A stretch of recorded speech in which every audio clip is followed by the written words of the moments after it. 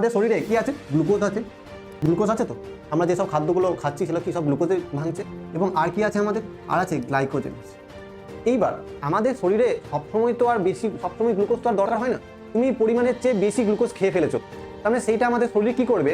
আমাদের শরীর তখন অত গ্লুকোজের দরকার নেই, তো আমাদের শরীর কি করবে? গ্লুকোজটা যে অতিরিক্ত পরিমাণ যে গ্লুকোজটা আছে সেটা গ্লাইকোজেনে কনভার্ট করে দেবে, সেটা গ্লাইকোজেনে কনভার্ট করে দেবে। এবং এই গ্লুকোজ থেকে গ্লাইকোজেনে কনভার্টটা করবে কে? করবে কে? এই যে ইনসুলিন করবে। কে করবে? ইনসুলিন করবে। এবার যখন আমাদের শরীরে গ্লুকোজের মাত্রা কমে গেছে, আমাদের শরীরে গ্লুকোজের মাত্রা দরকার, তখন আমাদের শরীর কি করবে? ধরো তুমি উপোস করেছো, আমাদের নির্জলা উপোস বলো বা জল খেয়ে উপোস বলো, অনেকগুলো মেয়েরা করে শিবরাত্রি উপোস করে, তখন আমাদের শরীরে গ্লুকোজের দরকার, কারণ আমরা বাইরে থেকে খাবার তো খাচ্ছি না, তাহলে আমাদের শরীরের মধ্যেই গ্লুকোজকে তৈরি করতে হবে। তখন সেই গ্লুকোজটা কোথা থেকে তৈরি হবে? তখন সেই গ্লুকোজটা তৈরি হবে আমাদের এই যে এই গ্লাইকোজেন থেকে আবার কিন্তু গ্লুকোজে কনভার্ট হয়ে যাবে। এইটাকে করবে, এইটা করবে আমাদের গ্লুকাগন।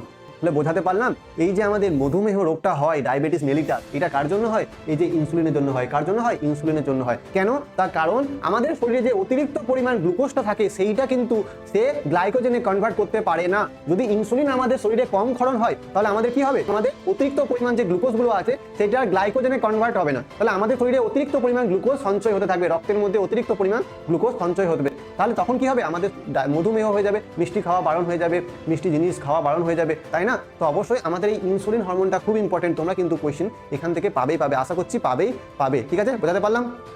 চলো।